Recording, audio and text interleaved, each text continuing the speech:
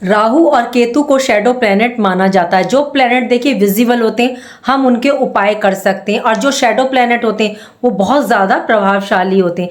यदि आपके सामने आपका शत्रु आ जाए खुल करके, तो आप उसको पहचान लेंगे, उससे सतर्क हो जाएंगे, सावधान हो जाएंगे। और जो गुप्त शत्रु होते हैं वो पीठ पीछे से वार करते हैं, वो ज़्यादा खतरनाक होते हैं। जब हम छाया ग्रह शैडो प्लैनेट की बात करते हैं तो वह दिखने में तो देखिए नहीं दिखते, उनका प्रभाव सबसे ज़्यादा हम पर असर डालता है। राहु और केतु दोनों ही छाया ग्रह माने जाते हैं। केतु की अशुभ स्थिति से जातक को कई परेशानी झेलनी पड़ती है। वह खुद को मतलब चारों तरफ से परेशानियों से घिरा हुआ पाता है। हम सब प्लेनेट की बात करते हैं, हम राहु और शनि की तो देखिए सबसे ज्यादा करते हैं, लेकिन केतु की बात बहुत कम लोग पसंद करते हैं करनी, या यूं कहिए कि करते ही नहीं है। आप ये समझ लें कि हमारी हॉरोस्कोप चार्ट में केतु भी उतने ही सबसे महत्वपूर्ण प्लेनेट है। यदि आपके सारे ग्रह नेगेटिव हो जाएं तो केतु की डिमांड को मानकर यदि आप कार्य करेंगे तो केतु आपको बहुत ऊंचाई तक ले जाने का कार्य करेंगे, तो इनको नजरअंदाज नहीं करना चाहिए। देखिए केतु के लिए बहुत सी भ्रांतियां फैली हुई हैं, लेकिन केतु जब देने पर आते हैं तो अन्य प्लैनेटों की तुलना में बहुत ज्यादा देते हैं, और ये आपका पताका झंडा तक लहराने का काम करते हैं। राहु और केतु इनको अपना कोई स्थान प्राप्त नहीं है, ये जिस स्थान में बैठते हैं, जिस ग्रह के साथ बैठते हैं, उसके अनुसार ही ये रिजल्ट देना शुरू कर देते हैं, या ये अपनी अंतरदशा में महादशा में जलवा दिखाते हैं। केतु के पास सिर नहीं है, धड़ है। धड़ को भी देखिए सात्विक माना गया है। इनके पास दिल है, ये दिल से सोचते हैं।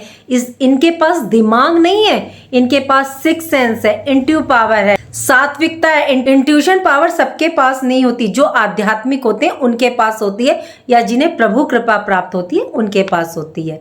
यदि केतु 10th हाउस में या 12th हाउस में विराजमान है तो ये पूरा जलवा दिखाते हैं। राहु के अंदर देखिए एक प्रवृत्ति होती है कि ये समय के अनुसार अपनी चाल बदलते रहते हैं, लेकिन केतु ऐसा नहीं करते, ये जिद्दी होते हैं। केतु को कुजवत कहा जाता है और राहु को शनिवत। ये मंगल के अधीन होकर के रिजल्ट प्रदान करते हैं। कोई भी ग्रह नक्षत्र के अधीन होकर के यदि रिजल्ट देता है तो उसके रिजल्ट हमें 100% और सटीक प्राप्त होते हैं। केतु का अर्थ बुलंदी, ऊंचाई, धर्म की ध्वजा कहा जाता है। केतु धर्म, अध्यात्म, मोक्ष के कारक होते हैं, इसलिए केतु को शुभ श्रेणी में रखा जाता है। यदि आपने केतु को प्रसन्न कर लिया तो आपको जीवन में हर बुलंदी जिसे आप स्पर्श करना चाहते हैं वहां तक ले जाने की क्षमता रखते हैं केतु देव। आज की वीडियो केतु महाराज के नक्षत्र परिवर्तन पर है। मोक्ष मुक्ति के कारक केतु देव नक्षत्र परिवर्तन कर चुके हैं। ये उत्तरा फागुनी नक्षत्र से पूर्व फागुनी नक्षत्र में प्रवेश कर चुके हैं, और ये यहाँ 28 मार्च 2026 तक रहने वाले हैं। केतु का गोचर धनु राशि के जातकों के लिए इसलिए भी महत्वपूर्ण है क्योंकि ये आपके 9th हाउस भाग्य भाव में विराजमान है। केतु की दृष्टि जहां जहां विराजमान होती है उस घर के भी ये मालिक होते हैं। तो केतु आपके 1st हाउस के और आपके 3rd हाउस पराक्रम भाव के भी स्वामी हैं। देखिए नक्षत्र परिवर्तन का भी बहुत महत्व रहता है, लेकिन इसको नजरअंदाज किया जाता है। यदि आपके ग्रह शुभ स्थिति में गोचर कर रहे हैं लेकिन नक्षत्र उनका शुभ नहीं है, वो अशुभ नक्षत्र में बैठे हैं, विराजमान है, तो आप जीवन में संघर्ष ही करते रहेंगे, आपको कोई रिजल्ट प्राप्त नहीं होगा। इसलिए ग्रह का राशि परिवर्तन से ज्यादा वो किस नक्षत्र में विराजमान है ये भी देखना बहुत जरूरी है। केतु अध्यात्म, मोक्ष के कारक, केतु भोग और सुख के कारक। शुक्र के नक्षत्र में आपकी कौन सी अभिलाषा, सपने पूरे करने ये आ रहे हैं। देखिए इनका नक्षत्र परिवर्तन हो चुका है। केतु का रिजल्ट नक्षत्र पर बहुत बेहतरीन देखा जाता है। यदि आपको केतु की सटीक भविष्यवाणी रिजल्ट प्राप्त करना है तो इनको नक्षत्र पर देखिए, बहुत बेहतरीन रिजल्ट देते हैं। केतु को मघा नक्षत्र में सबसे उत्तम माना जाता है, दूसरा अश्वनी नक्षत्र और तीसरा इनका मूल नक्षत्र। 28 मार्च 2026 तक ये पूर्वा फागुनी नक्षत्र में रहेंगे, उसके बाद ये मघा नक्षत्र में प्रवेश करेंगे। केतु का नक्षत्र परिवर्तन शुक्र के नक्षत्र पूर्वा फागुनी में हुआ है और शुक्र केतु में मित्रता है। केतु देव आने वाले 8 महीने 28 मार्च 2026 तक आपके जीवन में क्या बदलाव, परिवर्तन लेके आएंगे, किन बातों का आपको ध्यान रखना होगा। केतु देव आपकी कुंडली के 2 स्थानों को एक्टिवेट करेंगे। पहले ये आपके एकादश भाव, लाभ भाव, 11th हाउस को, ये आपकी इनकम का, आय का स्थान है। ये आपकी मतलब इच्छाओं का, डिजायर्स का स्थान है, जिनको ये पूरा करता है। बड़े भाई बहन का है, सोशल सर्कल का है। दूसरा, ये आपके 6th हाउस को एक्टिवेट करेंगे। ये जॉब का, इंटरव्यू का, रोग, ऋण, शत्रु का, कोर्ट कचहरी, लिटिगेशन का, ऑब्स्टेकल का है। ये केतु देव शुक्र के नक्षत्र में आकर के इनको एक्टिवेट कर रहे हैं। अब देखिए, यही आपको समझना है, पहली स्थिति में ये आपके 11th हाउस का रिजल्ट प्रदान करेंगे। तो क्या देखने को मिलेगा, आपकी आय में ये वृद्धि के योग बनाएंगे, आपकी इच्छाएं, डिजायर्स को पूरा करने के लिए रास्ता बनाएंगे, क्योंकि केतु जिस नक्षत्र में प्रवेश करेंगे उसी के अकॉर्डिंग ये रिजल्ट प्रदान करते हैं। यदि ये शुभ में प्रवेश करेंगे तो शुभ रिजल्ट देंगे, और ये अशुभ में करते हैं तो अशुभ रिजल्ट देते हैं। तो इस टाइम ये शुभ नक्षत्र में प्रवेश करा है, और ये शुक्र का नक्षत्र है, सुख, ऐश्वर्य, वैभव, धन का। बड़े भाई बहनों से रिश्तों में दरारें आ गई थी तो उसको सुधारेंगे। यदि इस टाइम आप अपने बड़े भाई बहनों से हेल्प लेते हैं या उनकी राय लेते हैं तो आपको सकारात्मक पॉजिटिव रिजल्ट प्रदान करेंगे। ध्यान कहाँ रखना है, स्वास्थ्य में, इम्यूनिटी पर, कोल्ड कफ फीवर पर ध्यान रखकर चलिएगा। राहु और केतु, इन दोनों का स्वभाव क्या होता है कि ये कभी भी 100% रिजल्ट नहीं देते, मतलब ये 50-50 मिश्रित रिजल्ट देते हैं। मतलब ये दोनों रास्ते एक साथ दिखाते हैं, सही भी गलत भी, जो कि आपको तय करना होता है कि कौन सा सही है कौन सा गलत। उलझाते बहुत हैं ये, लेकिन साथ में आपको अपने स्वास्थ्य का भी ध्यान रख करके चलना होगा। 11th हाउस का तो देखिए काफी अच्छा रिजल्ट आपको प्रदान कर रहे हैं, लेकिन 6th हाउस पर आपको कहाँ ध्यान रखना है। यदि आप जॉब कर रहे हैं तो बॉस, सीनियर, कलीग से वाद विवाद, आर्ग्यूमेंट ना करें, वरना आपको बिना बात के, बिना वजह के स्ट्रेस आ सकता है, ये देखने को मिलेगा। दूसरी स्थिति में कोर्ट कचहरी, लिटिगेशन का भाव है, तो संभल करके चलिएगा। किसी के वाद विवाद में मतलब आप अपनी टांग ना अड़ाएं, किसी के फैसले में मतलब अपनी राय ना दें, मतलब थोड़ा सा बच करके चलिएगा, नहीं तो राहु और केतु ऐसी स्थिति आपके लिए निर्मित करेंगे कि आपको ये फंसा देंगे, उल्टा आप पर ही इल्जाम ना आ जाए कहीं। कर्ज लोन लेने से इस दौरान बचिएगा, अवॉइड करेगा अगर जरूरत नहीं है तो। वहीं जो बच्चे कंपटीशन एग्जाम की तैयारी कर रहे हैं, इंटरव्यू की तैयारी कर रहे हैं, उनको देखिए सफलता प्रदान करेंगे, उनके लिए ये अच्छा योग बना रहे हैं। 13 अगस्त के बाद यदि आपने बेवजह टेंशन ली, मानसिक तनाव लिया, तो आपको ये सब जो आपको मिल रहा है सब बेकार लगेगा, मतलब खुशियां भी आपको अच्छी नहीं लगेंगी। कि ज्योतिष आपको यही समझाता है, यदि आपकी लाइफ में खुशियां आ रही हैं, आय में वृद्धि हो रही है, इच्छाओं की पूर्ति हो रही है, तो आप अपनी खुशियों को कैसे बना करके रख सकते हैं, टेंशन आने से बच सकते हैं और अपने लक्ष्य तक आप पहुंच सकते हैं। केतु अपने मित्र के नक्षत्र में, लेकिन विराजमान ये देखिए शत्रु राशि में, सिंह राशि में, और सिंह राशि में होना आपको कहाँ कहाँ ध्यान रखना है, तो 4 सावधानियों से अवगत कराता है। पहले स्थिति में आपको किसी दूसरे के वाद विवाद में नहीं जाना। देखिए केतु देव भी आपको यही समझा रहे हैं 9th हाउस में बैठ करके कि किसी के वाद विवाद में आपको नहीं जाना है, अपनी राय किसी को ना दें, वर्क प्लेस पर सबके साथ अच्छा व्यवहार की स्थिति बना करके रखें, ऋण लेने से बचिएगा। वैसे भी आपको केतु देव आपके लिए अर्निंग स्रोत, आय के साधन निर्मित कर रहे हैं, आपकी इच्छाओं को ये पूरा कर रहे हैं। लालच से बचिएगा। यदि कोई व्यक्ति आपको कहे कि ये प्रॉपर्टी सस्ती है, ले लो, आगे बेचोगे तो बहुत फायदा होगा, या ये मकान वाहन है, ये अच्छे रेट पे मिल रहा है, ले लो, तो बहुत सोच समझकर जांच परख के लीजिएगा। या पेपर वर्क करें तो सावधानी पूर्वक कीजिएगा। या कोई आपसे कहे कि यहाँ इन्वेस्ट कर दो, या आपसे कोई व्यक्ति इन्वेस्टमेंट करने के लिए कह रहा है कि यहाँ इंटरेस्ट ज़्यादा, ब्याज ज़्यादा है, तो सतर्क रहिएगा। इस टाइम उधार देने से भी बचिएगा। आपको पैसा नहीं तो वो बहुत मुश्किल से प्राप्त होगा, आप मांगते मांगते थक जाएंगे, लेकिन वो बंदा नहीं देने वाला। या पार्टनरशिप के लिए कह रहे हैं, या पैसा लगाने के लिए कह रहे हैं कि ये डबल हो जाएगा, तो सावधान रहे। केतु देव आपको यही कह रहे हैं कि सावधानी बरतिए। दूसरा ये आपको क्या कह रहे हैं कि वाणी पर कंट्रोल रखिएगा, शब्दों का चयन सोच समझ कर करें, नहीं तो बनते कार्य आपके बिगड़ सकते हैं। ओवर कॉन्फिडेंस में ना आए, दुर्व्यसन से बचें, शॉर्टकट रास्ता धन कमाने के लिए ना अपनाएं, बिल्कुल नहीं अपनाएं। केतु आपको सपने दिखाएंगे, लेकिन आपको फंसना नहीं है। शॉर्टकट रास्ता हमेशा गलत होता है। देखिए कोई भी एक रात में अमीर नहीं हो सकता, काफी मेहनत स्ट्रगल करके बनता, उसके पीछे उसकी बहुत मेहनत होती है। केतु इन 8 महीने में दोनों परिस्थितियों का आपके लिए निर्माण करेंगे। ये आपको डिसीजन लेना है कि आपको कौन सी राह चुननी है। यदि आप गलत राह में फंस गए तो आपको काफ़ी मानसिक तनाव, टेंशन देखने को मिलेगा। यदि आपने सही राह चुनी तो आपको काफ़ी ऊंचाई तक ले जाने का ये काम करें। केतु देव पॉजिटिव नेगेटिव दोनों राह आपको दिखा रहे हैं। आप इस बात को भी नज़रअंदाज नहीं कर सकते कि आप पर शनि की ढैया भी प्रभावी है। केतु के जाल में ना फंसे। यदि आपने पॉजिटिव राह चुनी तो एकादश भाव 11th हाउस के शुभ परिणाम आपको प्राप्त होंगे। देखिए, केतु देव आपके भाग्य स्थान में विराजमान है। ये धर्म, अध्यात्म, मेडिटेशन से आपको जोड़ रहे हैं। इनकी दृष्टि मेहनत के भाव पर है, तो ये कह रहे हैं कि आपको अपने भाग्य के द्वारा मेहनत कर्म का रिजल्ट प्राप्त होगा।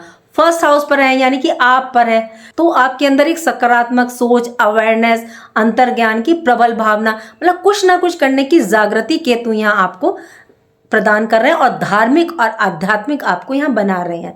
विदेश से आपको लाभ प्राप्त होगा। पिता के स्वास्थ्य का देखिए थोड़ा सा ध्यान रख करके चलिएगा।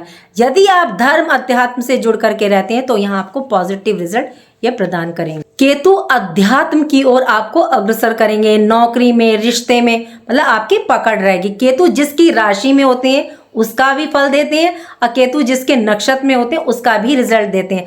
अभी तक तो जो आपको रिजल्ट नहीं मिल रहा था उसकी वजह थी गुरु का आद्रा नक्षत्र में होना, जबकि ये उदय भी हो चुकी हैं तब भी रिजल्ट नहीं दे रहे थे। और आपकी राशि के स्वामी हैं, आपके लिए बहुत ही मेन प्लेनेट है, लेकिन अब इनका रिजल्ट आपको देखने को मिलेगा जब ये पुनर्वसु नक्षत्र में प्रवेश करेंगे और ये प्रवेश करने वाले हैं।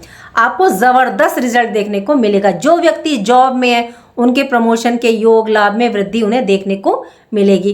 बिजनेस व्यापार की दृष्टि से देखिए बहुत ही उत्तम रहने वाला है। आपके अंदर लीडरशिप क्वालिटी, नेतृत्व क्षमता मतलब बढ़ेगी। सोशल दायरा, आपका सर्कल का प्रभाव आपका बढ़ेगा। मान सम्मान में आपके वृद्धि होगी।